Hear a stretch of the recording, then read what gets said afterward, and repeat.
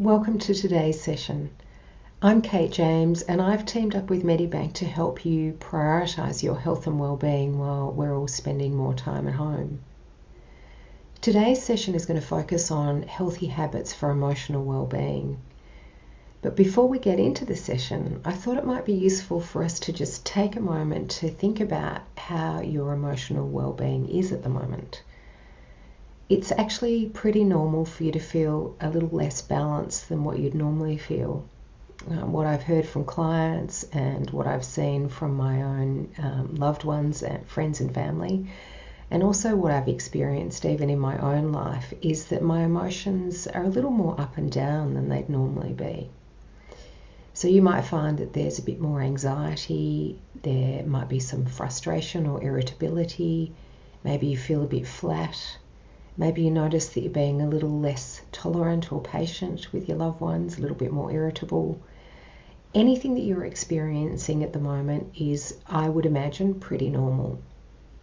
We've got a fair bit of uncertainty around us, and uncertainty in a way that we haven't ever experienced before. So this is quite a significant thing, and it is very normal for us to have an emotional experience that is equivalent to that. So the bigger the anxiety, the more we feel that in our bodies. And as we go through this session today, I'm actually going to give you quite a few tips to help you manage your emotional well-being. But before we get into that, I thought it could even be an opportunity for you to just pause the video for a moment and to make a note of some of the things that you're noticing in yourself. As I mentioned in my previous video, which is about how to quieten a worrying mind, the tendency when we've got uncertainty out there, the tendency for us is to create uncertainty within ourselves, and often that leads to more negative thinking or more worrying thoughts. It's very normal for us to experience those things, but as much as we possibly can, we want to actually just allow for our experience to be here. It's really difficult to tell our minds to be quiet when they want to be busy with thoughts. And some of that thinking is actually problem solving, so it can be useful. But we can also escalate negative thinking, and when we start to notice that that's where we're going, we really need to think about ways that we can come back. And I'm going to provide you with some tips that will help you do that. So if you want to take a moment now to journal or to even just pause and reflect and think about what are the emotions that you're experiencing right now, how are you feeling that's different to how you normally feel, and you might even begin to think about the ways that you bring yourself back to emotional well-being. So the tips that I share are going to be quite general, but I want to acknowledge that each of us has our own personal preference for the things that we do that bring us back to feeling grounded and centered and calm. So as well as listening to what I have to offer, trust your intuition as well. That's going to guide you in the best possible way.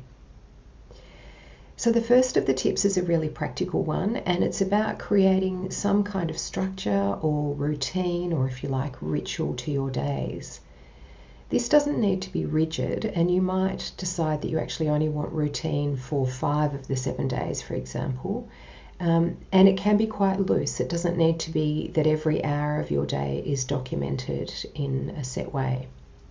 So for me, it's about getting up at a certain time and going to bed at a certain time. There's simple measures that I can put in place that I know will help me to get a better night's sleep and also make me feel as though I'm beginning my days with the intention of, setting out to have a good day. You might like to establish a morning routine that feels supportive of your well-being. For me personally, that involves meditation, and on the days where I don't have a client first thing, it's a morning walk as well. So I want to say here that your morning routine is entirely yours. Do what feels most supportive of you and your family situation.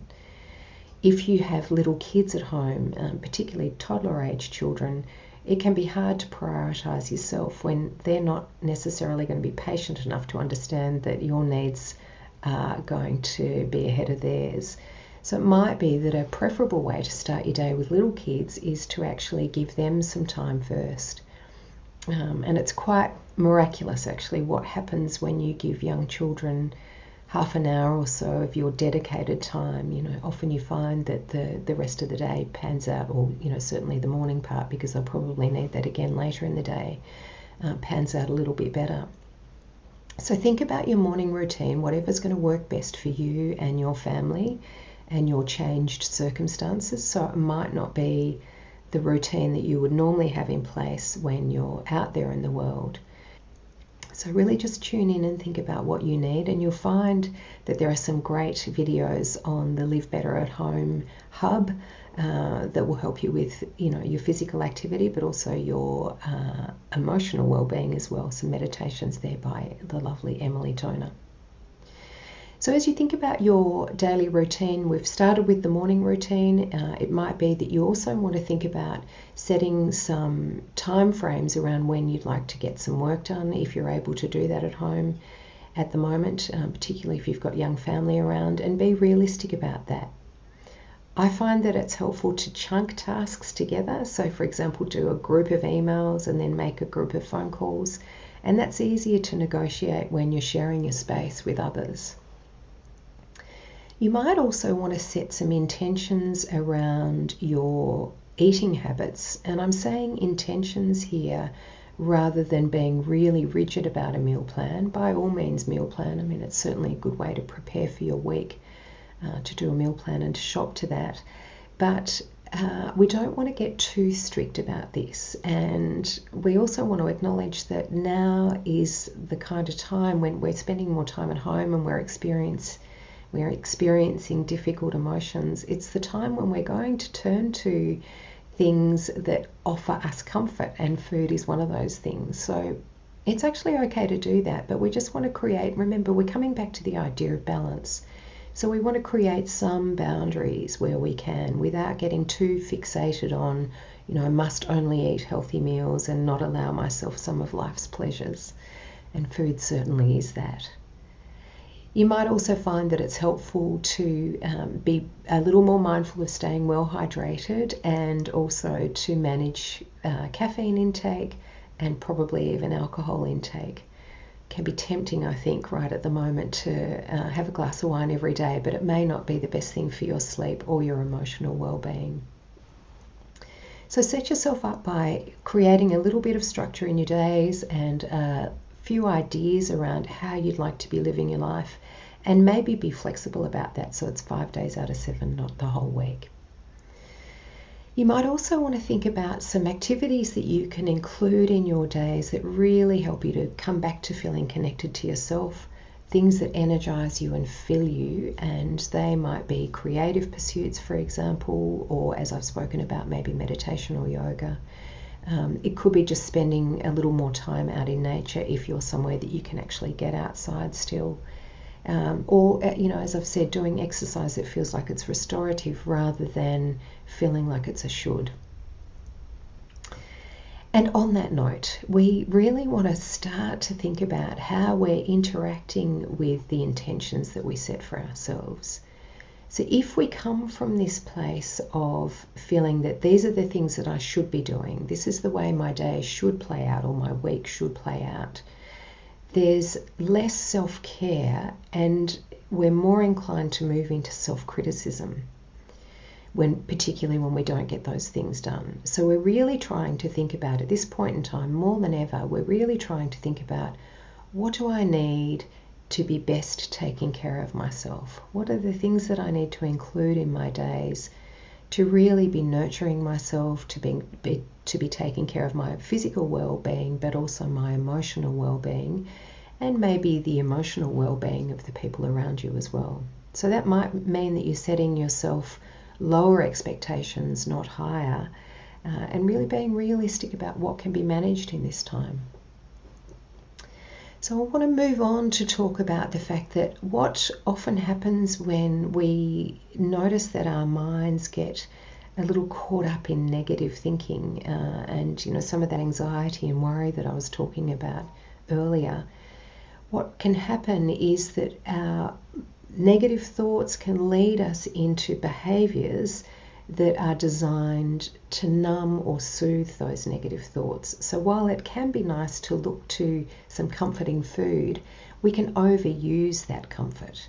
And what that tends to be then is a way of numbing our negative thoughts or our difficult feelings. So we all know the different ways that we like to numb. For some people it's food, for other people it's alcohol, for some people it's prescription drugs, for others it's illicit drugs. It could be just spending more time on social media, kind of mindlessly scrolling, or maybe binge watching television or doing online shopping when it's actually not really helpful for, both your financial well-being and your emotional well-being. If you find that the habit then is leading to later feelings of guilt or self-criticism. So it might be helpful, again, to even pause and think about what are the ways that you like to numb? What are the things that you turn to, the habitual behaviours that are less helpful, the things that don't actually really energise you? They might feel like they're comforting at the time, but later you might notice that the impact of them is actually not particularly helpful. So when we find ourselves doing these things, again, we really want to come from a place of self-kindness, and we want to begin to just notice what's here. So it can be helpful to catch yourself, just to pause before you, go to the tub of ice cream or the packet of Tim Tams or the bottle of wine, whatever it is that you do. Pause, and rather than criticizing yourself or turning on yourself in an unpleasant way, just notice, this is the thing that I turn to that provides me some comfort at times like this. And in that pause, you might ask yourself, is there something different that I could do? Is there something that I would prefer to do that might have a more positive impact on my well-being? So it could be that that's a time that you get out for a walk, or that's the time that you pick up your paints or your pencils and start sketching, or maybe you dance around the kitchen, or whatever it is that feels a little more soothing for you, taking a soak in the bath, finding your book and, reading for half an hour. Any of the practices that feel like they're genuinely soothing can be a nice alternative. But we do want to check in with what's going on mentally as well. And this is particularly important if you're someone who is prone to self-criticism and prone to, more negative thinking. What happens is that we create this cycle of negative thinking. And I'm going to talk to you about this through the framework of a form of therapy called acceptance and commitment therapy, which I think is enormously helpful. Russ Harris is the guy who writes a lot about this, and if it interests you, you might like to look at his book, which is called The Happiness Trap. So what happens when we start to have a series of negative thoughts is that we fuse with those negative thoughts, or we create an ongoing kind of spiral. So let's imagine that we have one thought that's negative. Let's say that we have interacted with our day in a way that we feel a little bit less proud of. Maybe you've yelled at your kids, or you've eaten that tub of ice cream and now you're feeling bad about yourself. What we want to do is notice what's here. What are the negative thoughts that are here? And most often what happens is that we come back to the negative thought, I'm not good enough. So we have a whole lot of different variations on that, but pretty much all of us have that thought from time to time. So we notice this feeling of not feeling good enough. We notice the self-criticism that gets added to that. And watch what happens in your mind when you begin this spiral. So what usually happens is that we have the first thought, and then we gather another thought and another one and another one, until eventually we've turned this thing into something really big. And we're really beginning to feel awful about ourselves. So this is what it means to be fused with negative thoughts. Our brains are really fixating on this pattern of negative thinking, and we're turning this into something that feels much bigger than what it really needs to be. So if we can try and catch ourselves when we're back here, we're just noticing that I'm having these difficult thoughts, or I'm starting to have these difficult thoughts. Let me just pause and stay with this. We don't need to get rid of the difficult thought. We can just notice that this is what's here. So let's say you've yelled at your kids or you've eaten the tub of ice cream. I'm noticing that I don't feel great about that. Okay, just soften into that. I'm not feeling great about it, but I'm staying here in this experience. This is the experience of being mindful. And I talk a little bit more about this in the previous video if you want to take a look. So we just soften into this experience of noticing these negative thoughts are here, and I'm noticing that that has an impact on how I feel about myself. Let me just soften into that and make room for that experience. I don't need to change it in any way. I can just allow it to be here. Then what we do, that's the acceptance part of this form of therapy, acceptance and commitment therapy. So the acceptance part is making room for the difficult thoughts and feelings, and the commitment part is a commitment to workable action that aligns with your values. So for this exercise, you need to know what your values are. So your values are the guiding principles that tell you that your life is being well lived. You get to choose what your values are. It's not up to anyone else to choose your values. But let's say, for example, that you have a value of inner harmony or a value of taking care of your health and well-being. You might say, well, what I'm noticing here is that this spiraling of negative thinking is not helping me. So the action, I'm going to pause, I'm going to allow that thought to be there, the initial thought. I'm not going to escalate it. I'm just going to stay with the first thought.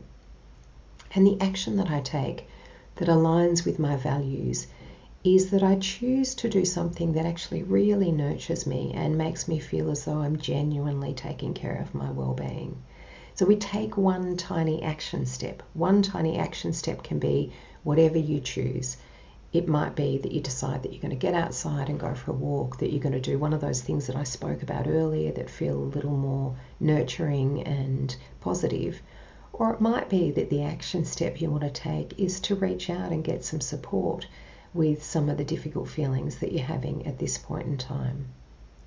There are psychologists who are working online at the moment, but it might be as well that one of your family members or friends can offer that support. So remember, the process is acceptance of the difficult thought and feeling, so we keep it contained, we don't escalate it, and then commitment to workable action that aligns with your values. So you ideally have a group of values, and you can just Google how to do a values exercise. You'll find lots of resources online. You have a whole lot of values, and you'll find that different values relate to different thought processes. So for example, if you're finding that you're struggling to get along with your loved ones at the moment, and by the way, this is very normal, if we're all contained in the same space together, it's harder. We're spending a lot more time with one another, and we're not getting that release that we normally have. So if you're finding that that's your experience, and you notice that you're getting a little bit irritable, remember, contain the thought. I'm noticing I feel bad about that. I'm not being as patient as I want to be with my partner or my kids.